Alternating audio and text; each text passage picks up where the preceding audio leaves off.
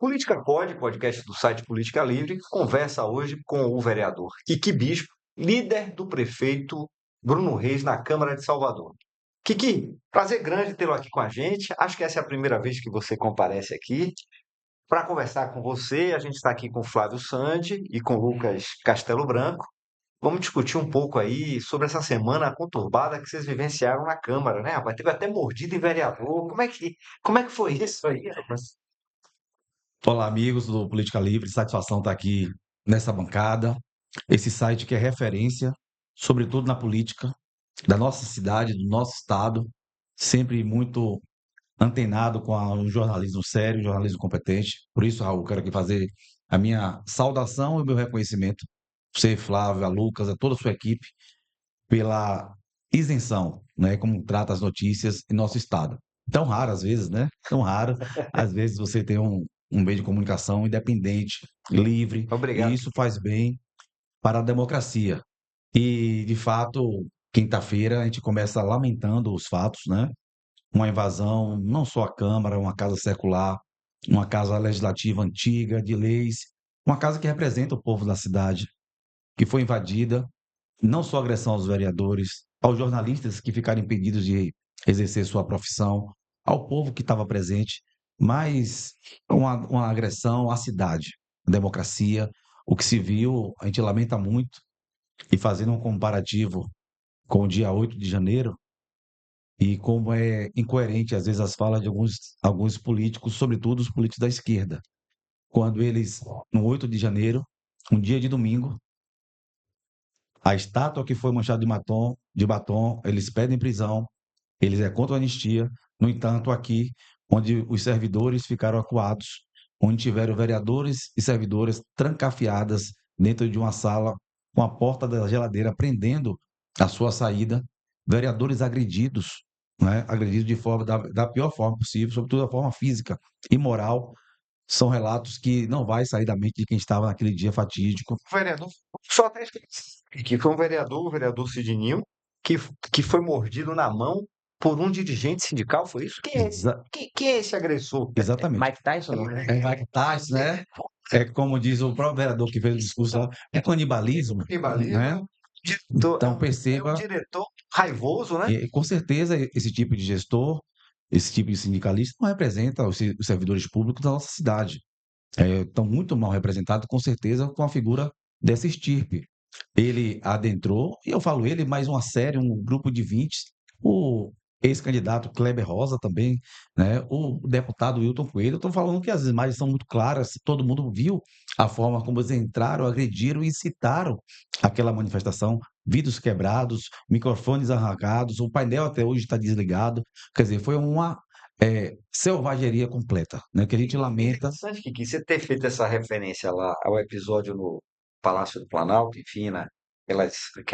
Aquela quebradeira, aquelas agressões todas, porque a gente percebe que é o mesmo fenômeno político, né? Só que do outro lado, o nível de radicalismo dessa esquerda aí, quer dizer, a gente pode claramente classificar essa esquerda de extrema esquerda, Com né? Essa certeza, não é esquerda. Do mesmo jeito que a gente classifica aquelas manifestações lá de extrema direita, né? Porque estão fora do ambiente democrático, estão fora perfeito, daquele circuito que a gente pode considerar que é democrático, em que as pessoas se manifestam, mas não tentam destruir nada, nem ninguém, né? perfeito. Da mesma forma que eu condenei lá o dia 8 de janeiro, eu também condenei os daqui. Eu acho que a gente precisa ter coerência. O que não pode, a exemplo de um vídeo que eu vi, que eu recebi da deputada Alice Portugal, fazendo um vídeo percorrendo os espaços públicos depredados Câmara? da Câmara dos Deputados, Ah, né? sim. Era um dia de domingo, com certeza ela não estava trabalhando, mas, no entanto, aqui ela se colocou ao lado do algoz. Ela foi para a delegacia, onde o Bruno Carianha, o diretor, foi detido e foi levado à delegacia, à primeira delegacia. Então, Ela foi defender o mordedor. ela foi defender o Esse rapaz mordedor, é de que o partido, agressor. Kiki? Ele foi candidato pelo PSB, foi candidato a vereador duas Foi vezes, candidato. não ganhou a eleição para o bem da cidade, né? Pelo que eu vi, para o bem da cidade. Imagine como ele ia defender as pautas que ele defende dentro do plenário, Ia né? traçar tudo no Aí dente lá. já tem uma controvérsia, ia ser tudo no dente, tudo no, enfim, né? há quem diga que tinha gente armado lá do grupo. Então, são cenas que a gente lamenta, que a gente não quer ver de novo reeditadas, porque não é dessa forma que se faz democracia. Acho que mesmo nós sendo uma bancada com 33 vereadores, uma bancada majoritária, aí eu falo como líder do prefeito, sempre tive a deferência em respeitar a minoria, de respeitar os espaços, de respeitar o debate e o contraditório, porque é dessa forma que a gente faz. Na Assembleia é o inverso. E os deputados da oposição que são ligados a gente têm que respeitar a maioria que o povo do Estado foi que concedeu. Se nós temos maioria, se nossa afinidade é com o projeto do prefeito que foi reeleito com quase 80% dos votos, isso aí é um reflexo da vontade popular. Isso é um reflexo daquilo que o povo escolheu no dia 6 de outubro. Então, portanto, fica aqui nosso repúdio, né? A gente pede sempre que as pessoas tenham prudência, sobretudo nesse momento de rivalidade, de radicalismo. Acho que a gente precisa ter mais amor no coração, né? De poder dialogar com mais frequência, de fazer uma boa política, de, às vezes, tender por um lado, por uma tendência. Eu tenho uma tendência pró-direita, mas nem por isso tudo que está na direita está correto, está certo. Então, a gente precisa ser coerente, não cobrir os erros, não defender o indefensável, porque isso não faz bem. O governador chegou a falar com vocês, vereadores, com o presidente da Câmara sobre a situação, mandou algum recado, se solidarizou como um todo ou não teve nenhum tipo Olha, de comunicação? os relatos que eu ouvi falar foi que as manifestações foram para a delegacia, né? Inclusive, tinha vereadores da oposição, tinha deputados da oposição na delegacia, tentando ali defender, talvez, o Bruno Carianha, que foi detido. Talvez, se teve alguma intervenção, foi para o delegado, foi para o escrivão, enfim. Mas para a Câmara, eu não vi nenhuma manifestação. Ora, vereador Kiki, líder do governo Bruno Reis na Câmara, por trás dessa briga, porque, veja, o secretário Tiago Dantas é, pelo que me consta, um secretário bastante respeitado pela categoria. Inclusive, quando houve um movimento recente no sentido de pressionar para que ele fosse substituído, Fica, Tiago. houve o Fica Tiago, os professores se manifestaram, diretores da secretaria, enfim, todas as pessoas têm ele como um grande gestor e um cara que se preocupa efetivamente com a categoria. De repente eclode essa greve e me parece que há uma. Eu fico com a impressão que havia uma disputa ali interna dentro do sindicato para ver quem liderava isso, e essa disputa descambou para essa selvageria. Qual é a interpretação sobre aquilo ali? Olha, a greve, o movimento foi eminentemente político. Hoje, a PLB, por exemplo, ela tem duas divisões muito claras. Uma, que é o pessoal ligado ao PCdoB, e outra, o pessoal ligado ao PSOL, inclusive com a esposa do deputado Hilton Coelho, que faz parte de uma diretoria, uma parte da diretoria, eu não sei bem qual é a relação, como é que se dá essa formalidade interna, mas que existe essa divisão, e o que a gente lamenta é que os procedimentos são diferentes. Há um mês atrás, a própria PLB esteve com o governador batendo foto na governadoria, comemorando um aumento de 6,25. Praticamente o mesmo aumento que o prefeito concedeu. O prefeito concedeu o aumento aos professores de 6,27 até 9,25. No entanto, aqui existia uma má vontade. Eles partem para uma retórica sempre mentirosa, inverídica, dizendo que não houve negociação. Ora, mais de 2 meses que tanto o secretário Alexandre Tinoco, da gestão, como o próprio secretário Tiago Dantas, que tem uma boa relação, um bom trânsito com os dirigentes, com os professores, sobretudo, aí vem a questão do Fica Tiago, se buscou a exaustão, você buscar um acordo. Na semana em que o projeto estava para ser apreciado, a Câmara entrou no processo também.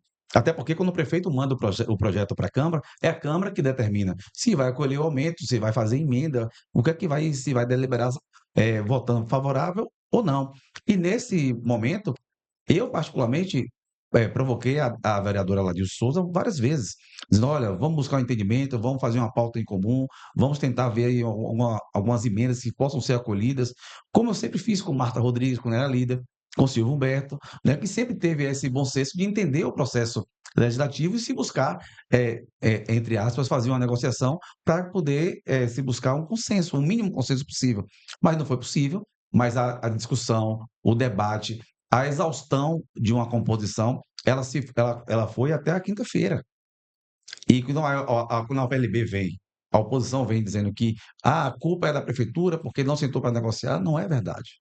Não é verdade. Nesse meio tempo veio aí uma promessa de greve dos rodoviários e a prefeitura conseguiu conter, né? Resolveu, enfim, até talvez demonstrando isso que você fala, sua capacidade de negociação, de conversar, enfim, de convencer o setor de trabalhadores de transportes que uma greve teria um efeito muito ruim sobre a cidade, sobretudo Eu vi a fala para quem do, usa, né? eu vi a fala do diretor, Fábio Primo, Sim. falando só, olha, não era aquilo que nós esperávamos, mas a gente sabe também da realidade, sobretudo do transporte coletivo na cidade. Então, foi um aumento que a gente ganhou um pouco acima da inflação, nós vamos aqui garantir algumas conquistas, e é como deve ser. A cidade, é, a cidade é uma cidade pobre ainda. Perceba que os professores, eles recebem 11% do orçamento da Prefeitura Municipal de Salvador. De lá para cá, houve um aumento linear de 47% só para os professores. E na maioria das vezes, você houve um aumento diferenciado, como foi agora. Porque os servidores públicos, em geral, ganharam 4,87, portanto, acima da inflação, e os professores 6,27, quer dizer, mais uma vez, um tratamento diferenciado por a prefeitura entender a importância que tem os professores na nossa cidade, né? Então, me parece que essa má vontade acabou culminando com esse episódio lamentável. A prefeitura foi ao seu limite, tipo, buscamos o entendimento até o último instante, mas a intransigência, a má vontade acabou imperando e acabou culminando nesse fato, esse episódio que ficou marcado em nossa cidade como dia 22 de maio. Sim. Flávio? Saindo um pouco dessa pauta da questão do que ocorreu na Câmara, mas eu também quero perguntar sobre isso também, de certo modo. É, a gente sabe que a Câmara passou por um incêndio há alguns meses, onde se abalou a estrutura do plenário, de algumas salas. Houve também alguma cobrança da parte dos vereadores, que, inclusive, a gente tem relatos que alguns ficaram presos no banheiro, inclusive a Massa de Moraes falou isso, que ficou com medo no banheiro e tal. Há algum tipo de cobrança também por parte dos vereadores para que se acelere essa questão do retorno para o plenário ou, inclusive, a ida para algum local novo mais seguro para, inclusive, para os senhores e também para os seus assessores? O presidente Carlos Muniz já tinha deliberado sobre essa pauta, essa necessidade de nós voltarmos, porque o Centro de Cultura ele é provisório, então ele acaba deixando a gente suscetível a esse tipo de invasão, né? Infelizmente, muito embora, é bom destacar, porque estavam presentes a Casa Militar da Câmara, a Casa Militar da Prefeitura, um reforço significativo do 18º Batalhão, ainda assim, foram insuficientes para conter a fúria de boa parte dos dirigentes que a gente viu lá, Se fosse as na agressões. Câmara, no plenário antigo, seria mais seguro nesse sentido? Olha, embora a Câmara Antiga tenha um aspecto de fortaleza, mas parece que a fúria era tão grande, a raiva era tão grande que acho que nós não escaparíamos de uma invasão lá também não. Até porque se você voltar um pouquinho no tempo, esses episódios, esse modus operandi já estava meio que desenhado. Se você for ver algumas manifestações atrás, como a manifestação dos agentes de endemias, né, outros momentos da categoria, a forma raivosa, a forma rancorosa, a forma agressiva, isso já estava sendo uma prática reiterada. Então, esse momento estava previsto, infelizmente aconteceu no dia 22 de maio, mas eu acredito também que a gente vai aprendendo com os erros, a gente deve voltar para casa, para o plenário principal, reforçando a segurança, né, fazendo o dever de casa para tentar com que episódio daquele não ocorra mais. A gente pode dar algum tipo de notícia importante agora à sociedade? Quer dizer, essa greve acaba depois desses episódios? Qual é a previsão aí, vereador? Olha, o prefeito fez um apelo, Raul, para que Greve é ilegal, né? a greve é É, legal, a é. justiça já decretou. Hoje existe uma multa diária de R$ 100.000 para o sindicato, para a PLB, e para o Sindiceps também. Já tem quanto tempo que essa ilegalidade está Já tem decretada? mais de 10 dias que foi decretado, Um né? milhão aí, é? Mais de 1 milhão, É. né? E mais do que isso, as mães, os alunos que estão sem aula. Esse é o grande pedido do prefeito. Voltem para as aulas. As mesas de negociações continuarão permanentes. O próprio Tiago, o próprio Tinoco, eles sabem da importância de estar evoluindo, sempre de forma transparente, mostrando os números. Perceba, Raul, que do Fundeb que a cidade recebe, 70% tem que ser destinado para o pagamento de pessoal.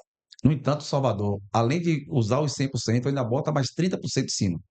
Quer dizer, é um esforço muito grande de você valorizar, de você pagar bem a categoria que é fundamental para o crescimento da nossa cidade, que são os professores. Mas como todo orçamento, como toda gestão, tem que ter os pés no chão, tem que ter responsabilidade. A gente espera, a gente faz aqui um apelo que a greve termine, para que a gente possa evoluir. A Câmara está à disposição, né, de mediar qualquer mesa, qualquer situação, para que a gente possa estar, de fato, avançando e não prejudicando a cidade. Me diga uma coisa aqui, que vocês tiveram acho que foi um café ou foi um almoço com o prefeito nos últimos dias, é, e assim, se especula muito que os vereadores estavam reclamando de algum certo tipo de falta de conversa com o prefeito, né? Não Acho sei se aí, isso. puxando a brasa aqui para nossa sardinha, que foi até o Política Livre que deu isso com exclusividade, esse encontro do prefeito com os vereadores, né? Verdade. Isso realmente aconteceu? Havia mesmo uma situação de incômodo com essa falta de atendimento, né, do prefeito? Isso foi também conversado nessa mesa de reunião que a gente viu até a foto, né? A maioria dos vereadores da base do prefeito estavam presentes. Como é que foi? Isso existiu realmente? O que é que foi ali levantado pelos vereadores e também pelo prefeito? Olha, o prefeito é um homem criado na política, é forjado da política, então ele sabe muito bem como líder sobre isso. Ele, particularmente, até no tempo que ele era vice-prefeito, ele fazia essa articulação muito bem, e ele acaba mesmo que avocando para ele esse Hum, momento, né? É um prefeito que recebe os vereadores com muita frequência. É um prefeito que nas inaugurações não tem formalidade, às vezes o vereador vai lá e faz um despacho ali no pé do ouvido, né? Então, o dia a dia é muito frequente e a relação que o prefeito tem de proximidade, né, com os vereadores é muito grande. Perceba que quem não está bem com sua base faz um café da manhã antes da votação. Nesse momento, o prefeito fez um café depois para poder agradecer aos vereadores, né? Esse foi um café de gratidão, dizer, de significa reforçar a aí também que aliança. ele confia na liderança do vereador Kiki Bispo na Câmara, né? A gente faz um trabalho lá de muita conversa, muito diálogo, né? A gente sabe a importância que tem a base. Fácil não é. Às vezes a gente tem demandas variadas, demandas diversas, mas é o nosso papel de estar ouvindo, de estar encurtando a relação do legislativo com o executivo. E a gente viu essa semana uma base coesa, uma base unida. No café da manhã, isso ficou muito claro, né? O prefeito falou de futuro, falou de parceria, falou de lealdade. Então, são momentos que a gente precisa para poder fortalecer a aliança. A aliança que foi reeditada na reeleição do prefeito. O prefeito tem muito bom trânsito, né? Às vezes é natural, é normal. Você tem um ou outro ponto, um ou outro vereador que esteja insatisfeito, mas nada que uma conversa, nada que um diálogo coloque as coisas no lugar. A relação hoje da Câmara, em especial do presidente Carlos Muniz, com a Prefeitura de Salvador. Como é que isso está se dando hoje, né? Porque a gente sabe que antes do Muniz se eleger, o presidente era o hoje vice-governador Geraldo Júnior, e a relação ela foi uma relação já conturbada, né? Uma relação que apontava já para aquela saída do Geraldo Júnior de trair o grupo do prefeito, se aliar ao grupo do governo e, inclusive, ocupar o espaço como candidato a vice na chapa do hoje governador Jerônimo Rodrigues. Como é que está hoje essa relação? Olha, tivemos talvez um dos piores momentos que a Câmara já viveu, aquela transição de lado político do ex-presidente, hoje vice-governador Geraldo Júnior. A Câmara ficou muito vulnerável, né? Nós íamos para a sessão sem saber o que, é que ia acontecer, né? Tudo era possível. As Né? forças ocultas As forças estavam ocultas, ocupando eu o nunca espaço da imaginei que Câmara? as forças ocultas fossem operar tanto na Câmara como operou nesse período, né, nesse período que eu falo muito ruim do ponto de vista democrático, do ponto de vista das relações. Então era tudo muito tenso. Então, quando o presidente Carlos Muniz ele assume o mandato, as coisas começaram a voltar para o lugar. O presidente Carlos Muniz também é um homem forjado na política, um homem de diálogo fácil. Ele tem sido extremamente correto com o executivo. Todas as votações, eu sou testemunha disso, da deferência que ele tem à liderança do governo, à liderança da oposição, não toma nenhuma decisão monocrática, sempre ouvindo o colegiado, e isso é bom. E nós estávamos sentindo muita falta de um presidente legalista, de um presidente que fizesse as coisas baseado no regimento interno, na lei orgânica, como deve ser, né, um presidente. O presidente, antes de mais nada, ele é um magistrado. Então, ele está ali para poder conduzir os trabalhos da Câmara conforme prevê o regimento interno. E o presidente Muniz faz isso com muita maestria, e eu acho que quem ganha com isso, com essa harmonia é a Câmara Municipal. O presidente Carlos Muniz, muitas vezes, ele questiona muita coisa, ele opina muita coisa, ele diverge de muitas coisas. Eu acho que isso é do campo democrático, mas, no final, ele sempre preza por uma relação, por uma Salvador desenvolvida. Ele sabe da importância que tem um executivo alinhado, harmônico com o legislativo. Ano que vem, acho que ano que vem, né, que tem eleição para presidência da Câmara de novo, É. né? A gente sabe que Kiki sempre sonhou também com esse posto, né? Desde lá, acho que antes de Geraldo já se especulou que esse nome poderia ser também indicado, não conseguiu. Teve um tipo de votação com relação ao regimento, no que tange a questão de um outro mandato, né, do presidente. Não sei como é que vai ficar essa situação, talvez no STF, se isso vai ser realmente validado. A gente teve uma situação semelhante, né, na Assembleia Legislativa há pouco, mas que segue com o sonho ainda de pé para ser presidente da Câmara Municipal de Salvador. Mas sonho é sonho, a gente não abandona nunca, né? Eu já fui vice-presidente, já fui presidente da Comissão de Justiça, já fui primeiro secretário, perceba, a gente já andou, já fui secretário do prefeito, a gente já circulou. Isso seria uma honra para mim ser presidente, mas a gente sabe que isso é contexto, isso é momento. A eleição ano que vem está muito longe. Evidentemente que tem questões aí, pode ter questões jurídicas mais adiante. A gente viu aí a repercussão da Assembleia, a Câmara o ano que vem. Não sabemos ainda qual é a disposição do presidente Carlos Muniz, o que é que ele tem pensado, tem falado sobre isso, até porque está muito longe, né? Ainda nós temos a eleição de 26 no caminho, no curso, e aí a Câmara a gente começa a discutir de fato logo após outubro do ano que vem, é que a gente passa a discutir a Câmara, mas aí eu acredito que o bom senso e a harmonia vão prevalecer. Vereador, como é que estão aí as especulações sobre 2026, né? A gente sabe o ex-prefeito Assemi Neto, que é o líder do grupo do qual o senhor faz parte, continua sendo a figura de maior expressão política na oposição aqui na Bahia, que inclusive as pesquisas registram ele. Recentemente, a gente viu aí muita especulação de que ele não seria candidato, de que seria candidato a deputado federal. Aproveitando que o senhor faz parte aí do grupo, está lá, enfim, conhece as entranhas, qual deve ser a posição de Neto em relação a 2026? Eu acho que o nosso adversário está sonhando com isso, que ele saia deputado federal e não saia candidato. Acho que o medo já existe. Ora, Neto é um candidato extremamente competente, competitivo, né? Mostrou isso no ano de 2022. Perdemos as eleições por conta de 2% dos votos. A Bahia saiu dividida da votação, mesmo com a máquina favorável, mesmo com o lulismo naquele tempo muito forte. Eu falo naquele tempo porque o governo federal está muito ruim, está muito desgastado. Além das questões de impostos do IOF, das barrigadas aí do ministro Haddad, da articulação política muito ruim do ministro da Casa Civil, Rui Costa, nós temos o governo tem afetado o povo pobre, né? Aquela bandeira deles, eles estão afetando o povo pobre na medida que eles aumentam a comida, que eles não têm um programa social definido, e isso, para mim, vai ter um impacto muito, muito grande na eleição do ano que vem. É natural que a eleição estadual ela tenha um viés eh, nacional. Sim. Foi assim em 22, quando o Lula foi fundamental, tinha eleitor votando no 13, sabe quem é Jerônimo, mas a força do Lula é inegável. Era o 13, 13, É o 13, né? 13, 13, 13, né? Não tinha nem nome de candidato, era o 13, 13, 13. Como também, eu acredito que o desgaste, para mim, não temos tempo para poder reverter. O desgaste é muito grande. A picanha prometida não veio, o ovo está caro, então isso está sendo sentido no bolso do povo pobre, nordestino, sobretudo. Então, qualquer número, qualquer decimal que desça, com certeza isso vai ser favorável para a gente, né? O governo Jerônimo é um governo que ainda não se encontrou, né? É um governo de continuidade, ele tem herdado o desgaste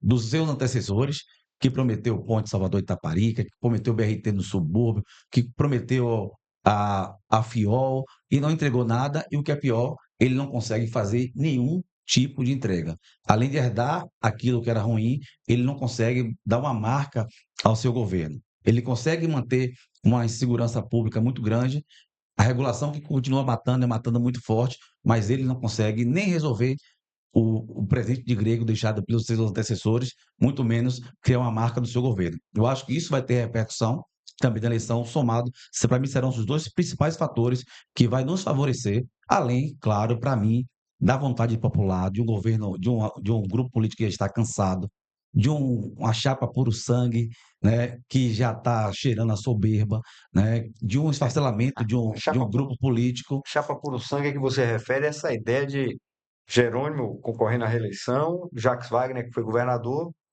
concorrendo à reeleição ao Senado, e Rui Costa, que hoje é ministro, concorrendo também ao Senado, inclusive alijando aí da chapa o senador Ângelo Coronel, né? Mas é uma prática reiterada, viu, Raul? Se a gente olhar É. para trás, a gente vai ver Lídice da Mata sendo retirada da cadeira do Senado, até então, o senador Walter Pinheiro, que todo mundo sabia das divergências, ele tinha um pensamento próprio, então se tira Walter Pinheiro, né? Essa é a democracia que eles prezam, né? O João Leão fica sabendo que não está na chapa pelas ondas do rádio, e assim vamos fazer também com o Coronel, não tenho dúvida nenhuma, a não ser que o Coronel aceite ser vice-governador, como eles estão aí a migalha que eles estão querendo oferecer ao PSD, um partido da grandeza que tem, com o tamanho que tem. Então, me parece que eles estão se atrapalhando aí com os próprios métodos, com os próprios gestos, né? Então, a gente entende que isso também vai ter repercussão no ano que vem.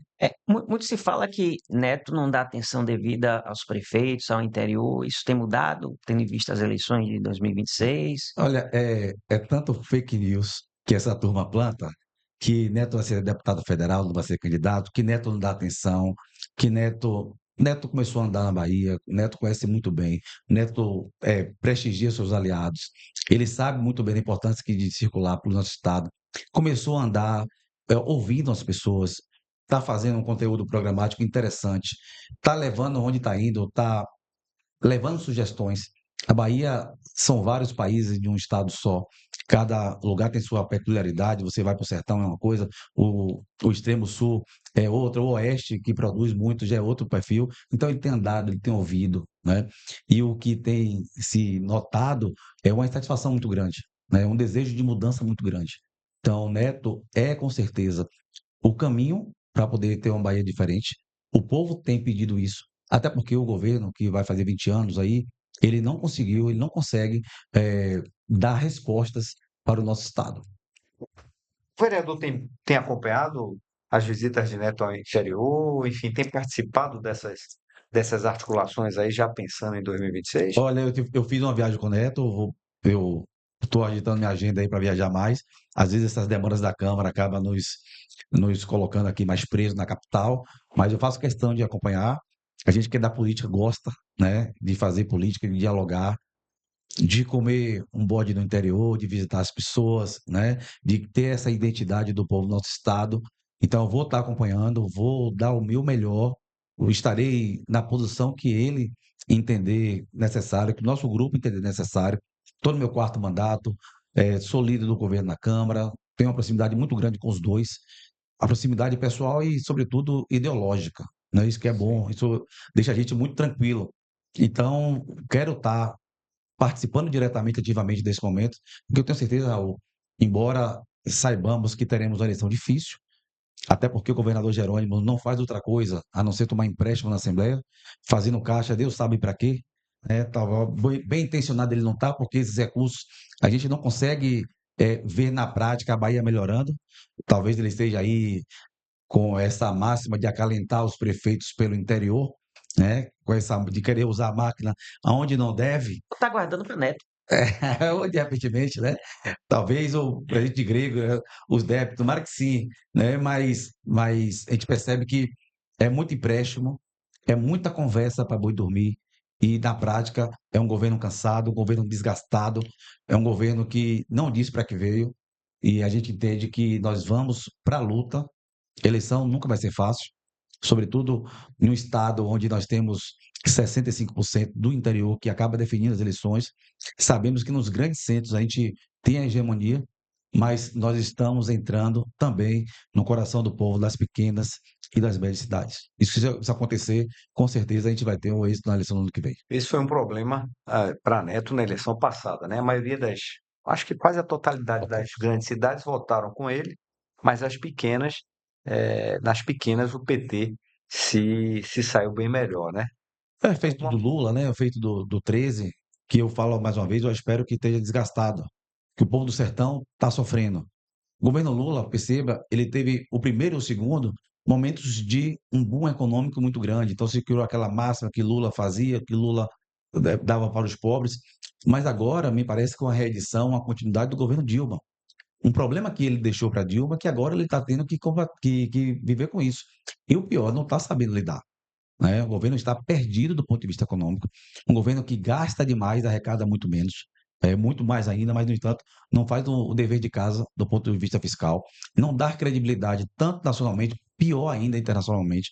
Não tem, a credibilidade do país está muito ruim por conta justamente dessa má gestão. O governo parece ter muitos caciques, né? Muitos caciques mandando, e quem menos manda hoje é o presidente Lula. Né? É o diagnóstico que a gente acaba tirando, e o reflexo que a gente vê é uma taxa Selic muito alta, né? 14,75. Uma coisa que ele combateu, ele faz o inverso. Né? É um desemprego muito grande. São políticas sociais. A Caixa Econômica praticamente não faz uma casa popular há muito tempo aqui na Bahia. Os programas sociais estão derretendo cada vez mais. E, no entanto, que se vê, toma aumento de impostos, toma aumento de IOF. Até o pobre que é acostumado a comprar na Shopee, na Shein, teve que ir aqui no governo do estado, porque isso aí é uma prática alinhada, aumentou o CMS, então só foi se arrecadar e ter impostos no seu caixa, no entanto, o recíproco não é verdadeira para os benefícios para o povo. Agora, com relação ainda à chapa de 2026, vereador, a gente sabe que lá em 2022 aconteceu uma divisão, vamos dizer assim, da centro-direita aqui na Bahia, onde o PL indicou o ex-ministro João Roma para ser candidato a governador. Ele teve um pouco mais de 10%. Atrapalhou nesse sentido, né? Também a vitória de Neto. Talvez se tivesse a união, hoje o governador seria o ACM Neto. Como é que está sido o trabalho para que isso não ocorra também em 2026? A gente vê algumas declarações de aproximação, né, do João Roma com o ACM Neto, os dois já assumem uma conversa, porque antigamente, há algum tempo, na verdade, já tinha dito que não tinha mais relação pessoal, eles que eram muito amigos. Como é que está essa relação hoje? Você vê realmente grandes chances dessa união, vamos dizer assim, para tirar o PT acontecer em 2026? Muito, muito real essa aliança. João Roma é um grande político, né? É um aliado histórico, do ponto de vista ideológico, do ponto de vista pessoal. Prefeito Bruno Reis, juntamente com o João, praticamente ali cresceram junto politicamente, né? Ao lado de Neto. Então, isso tem marca, isso tem vez na vida pública, na vida pessoal. E esse alinhamento vai ocorrer o ano que vem, inevitavelmente. A conversa está aberta, eh, a convergência está muito grande, sobretudo porque nós temos um interesse maior, quer mudar, quer tirar o governo do PT da Bahia. Então, isso tem prevalecido, isso tem sido a tônica, isso tem favorecido essa junção, essa aliança. Perceba que a chapa de 2026, de um candidato, do nosso candidato a Neto ano que vem, ela começa a ganhar robustez, ela começa a ganhar musculatura, que nós temos nomes qualificados, né? Como igual o João Roma. Roma seria um candidato ao Senado, Excelente nome ao Senado. João Roma mostrou que tem todas as credenciais de estar em qualquer chapa majoritária.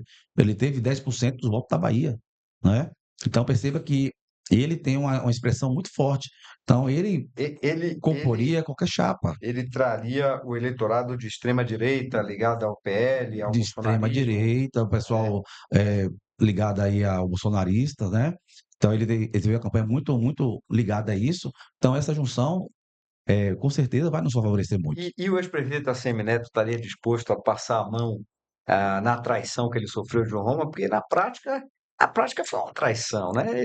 Ele disse ao prefeito na época, ao ex-prefeito, que não ia, que estava sendo sondado e que não assumiria vaga no ministério, e o ex-prefeito acabou sabendo, na verdade, pelos jornais, né? Por um jornalista que o avisou de que ele já tinha, enfim, fechado o acordo com o presidente Bolsonaro na época. Olha, Raul, a política é dinâmica, né? É feita desses. É feita desses momentos, né? Acho que cada um sabe o momento que passou, qual era a importância de tomar aquela decisão. Isso é muito personalista de cada um. Já no segundo turno de 22, eles já estavam juntos, talvez não com a mesma afinidade que eu falo que estão hoje, mas já estavam juntos, talvez em um contexto adverso, porque Neto foi para o segundo turno praticamente com a eleição derrotada, teve que correr atrás e chegamos ali a 48% de 51%. 2% de diferença, mas essa conjuntura do ano que vem, ela se mostra extremamente muito mais harmonizada, muito mais alinhada, Talvez o né? primeiro passo tenha sido dado pelo prefeito Bruno Reis, que conseguiu atrair o João Roma para a campanha dele agora, né, em 2024. Sim, a eleição em Salvador foi um pontapé inicial muito importante, né? João Roma foi fundamental na eleição do prefeito. Em algumas cidades, como Feira de Santana, ele foi partícipe direto. No extremo sul, sobretudo, onde a extrema-direita é muito forte, né? Você tem um público muito direita do lado de lá, ele foi fundamental. Participou diretamente de várias eleições no estado. E o PL é um partido hoje com muita influência no nosso estado e será o ano que vem, né, de forma inevitável. E aí, o ano que vem, acho que temos que fazer uma chapa, eu defendo que temos que fazer uma chapa robusta, uma chapa competitiva, uma chapa de cada membro tem que agregar, né? Os nomes aí, vamos aproveitar aqui. Vamos Que o conjecturar, né? vamos falar aqui. Ó, graças a Deus nós temos vários nomes, né? Roma, Mas já vi que Roma é um provavelmente grande nome. Home Coronel, não assinado? O Coronel seria um excelente nome. Nós temos líderes do interior, natos, como o prefeito de Jequié, Zé Cocá. Nós temos aí a prefeita de Conquista, esse é Sheila. sabe para vícios, Já né? vi isso, né? Sheila, uma mulher prefeita de uma cidade importante do nosso estado de Conquista. Nós temos outras lideranças, né, do norte do nosso estado. Então, nós temos um leque de nomes interessantes, né? Lu- Lu- é, é, Quem é, está achando, Raul, que vai ganhar por WO, né, pode se pode se surpreender, né, velho? surpreender. E Marcelo Nilo vai ser candidato aí pelo Marcelo, Senado, não? Marcelo Nilo ele tem se colocado. Marcelo Nilo foi presidente da Assembleia por 10 anos, deputado estadual com muita influência, tem muito trânsito no interior, é um grande nome também. Então, acredito que o ano que vem nós teremos um leque de grandes nomes, e com certeza nós vamos fazer a melhor chapa, ouvindo o Conselho Mas Político. como candidato ao Senado, eu acredito que ele tenha falado algo nesse sentido. Falou aqui Ele no teve aqui com a podcast. gente, disse que era candidato ao Senado, E é inclusive legítimo. já estava negociando o apoio tanto do Republicanos quanto do PSDB, É, né, via o deputado federal Márcio Marinho, no caso Republicanos, e Adolfo Viana, no caso do PSDB, para que eles o apoiassem e é ao legítimo, Senado. né? O ano passado nós tínhamos o próprio Marcelo Nilo, nós tínhamos José Ronaldo em Feira, né? Nós tínhamos nomes também no ano passado. Acredito que no momento certo, ouvindo a todos, né? Buscando os melhores nomes, buscando a melhor chapa para fazer uma campanha competitiva. Agora, com relação à chapa, vou sair um pouco do âmbito Bahia e para Nacional. Também foi muito divulgado, né? Até de maneira irônica, a questão do tanto faz, né? De Neto em 2022, ele que não se alinhou a um presidente da República, né? Um candidato a presidente da República naquele momento.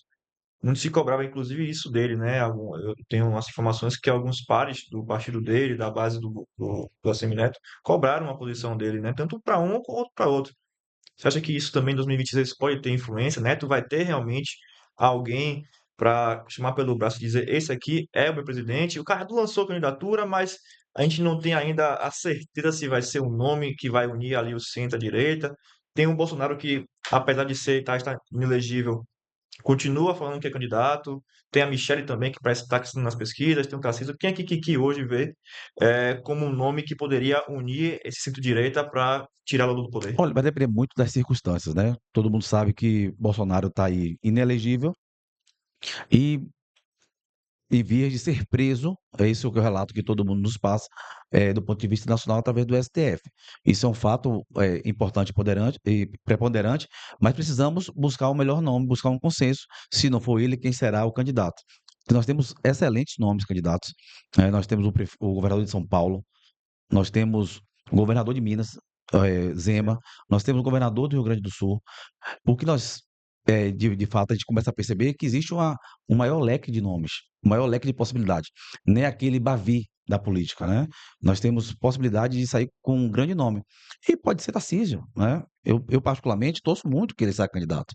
Não sei se ele vai ter a disposição de deixar o governo do estado de São Paulo, né? Mas a gente sabe também que ele tem um alinhamento muito forte com o Kassab, que é o presidente do PSD nacional, e torcendo mais ainda que essa aliança de fato ocorra e que tenha repercussão aqui na Bahia, né? Neto reconhece que realmente foi um erro em 2022 e quer ter esse nome com ele agora em 2026? Olha, ele nunca me falou não, mas eu acho que é muito subjetivo.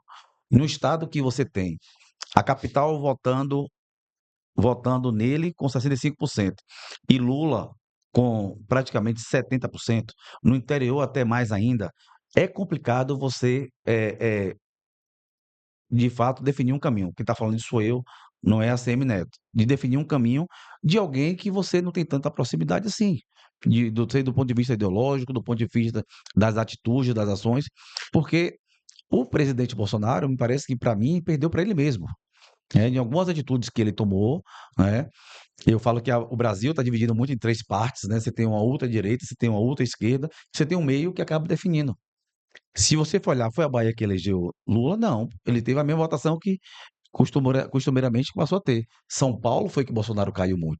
A diferença caiu em São Paulo e em Minas Gerais. E isso foi fundamental para a derrota de Bolsonaro, né? Mas aqui na Bahia, a realidade é outra. O conceito é outro, a forma de fazer política é outra.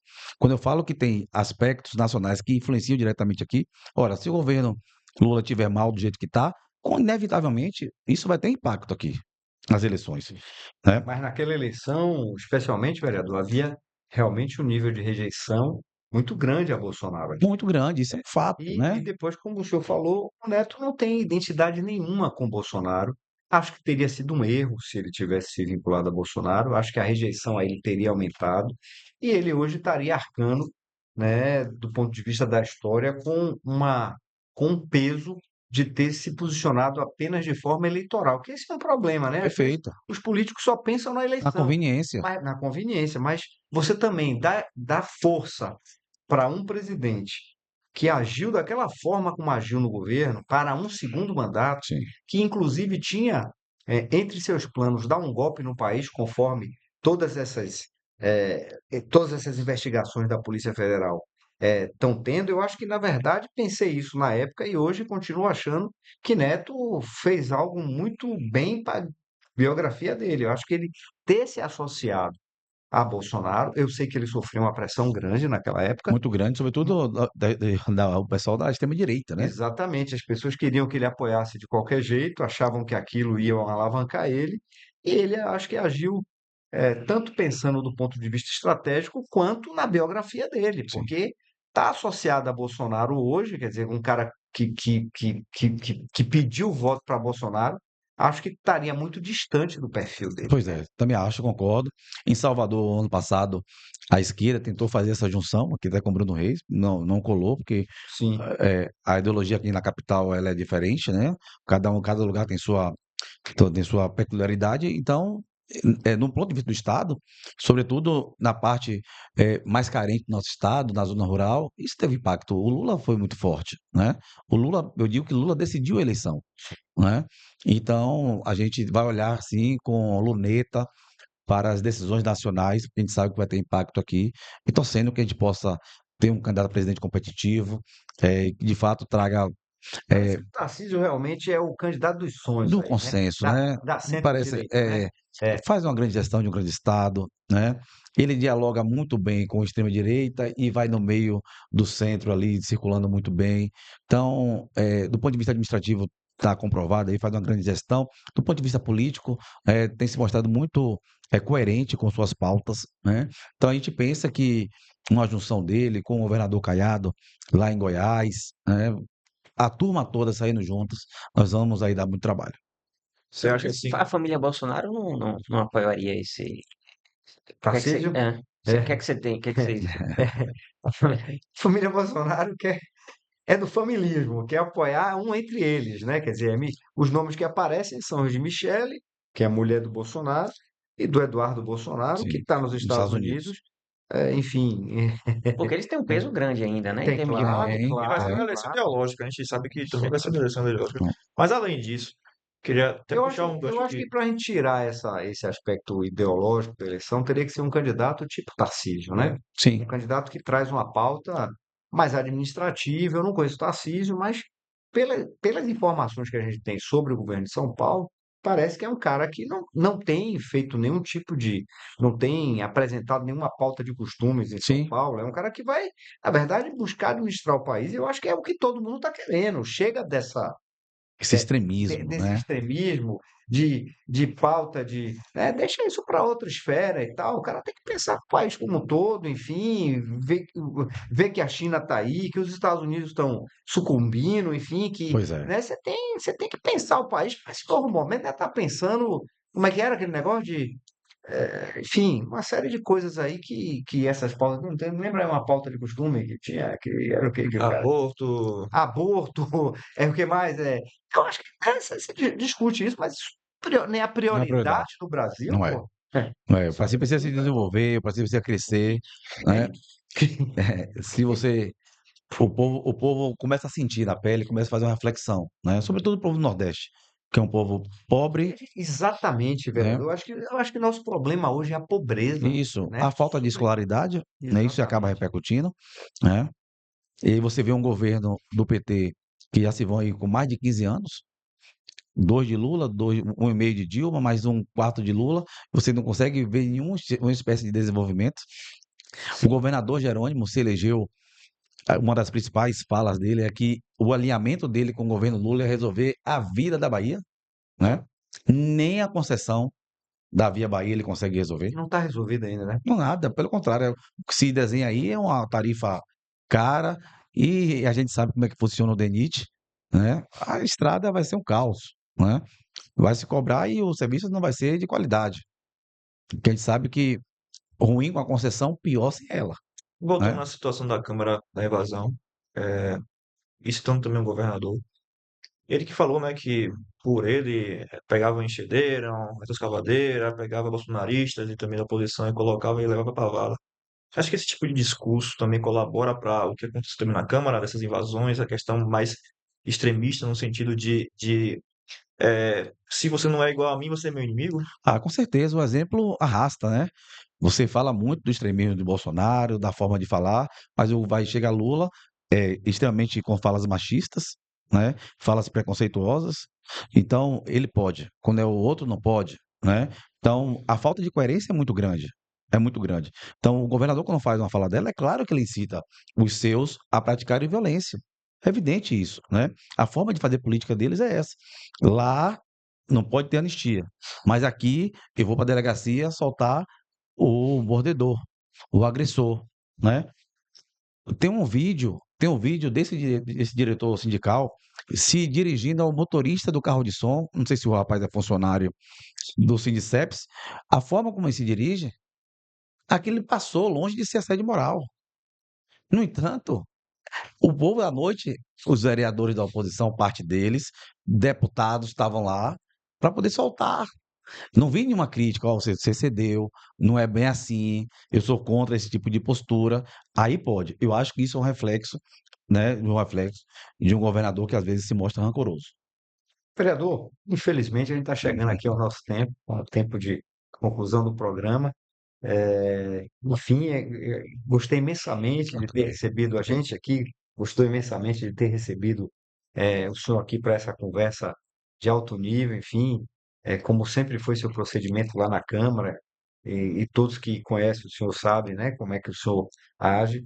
Eu queria dizer que as portas do Política Livre estão abertas para Obrigado. que o senhor retorne quando quiser aqui para a gente tratar de assuntos da prefeitura. É muito importante realmente que a gente saiba o que é que está acontecendo ali na política municipal, sem esquecer também da estadual e nacional, porque está tudo Não tem jeito. interligado, né? E, enfim, eu queria dizer que a gente está extremamente feliz de tê-lo aqui, viu? E que o senhor, por favor, retorne quando quiser. Muito obrigado, Raul. Eu fico muito feliz de estar aqui. Eu sempre fui um admirador do Política Livre, do trabalho que você desenvolve, do seu trabalho. Eu acho que você marca história, né, da nossa política, sempre com muita isenção, sempre com muita transparência.